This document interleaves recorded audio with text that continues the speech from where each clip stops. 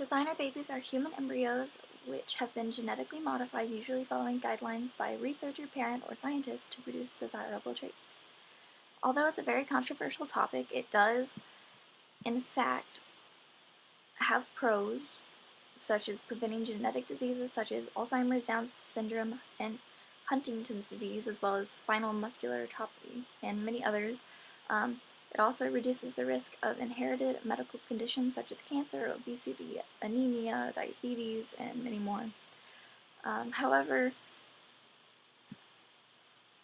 it is very controversial considering the fact that parents could possibly be doing it for reasons that are superficial, and the technology is only experimental, and at this point at least, and it's used for purposes such as selecting eye or hair color, which is a more superficial purpose than it could have.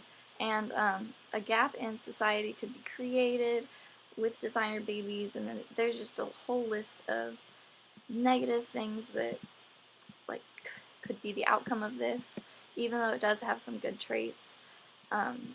Like other children in the family could be impacted by their parents' decisions, and an embryo can't consent to being body altered and such like that. So I don't really feel like it's very acceptable unless it's like under strict regulations by a researcher or a scientist, and it doesn't really have to do with the parent. Otherwise, it could be for superficial reasoning. Thank you.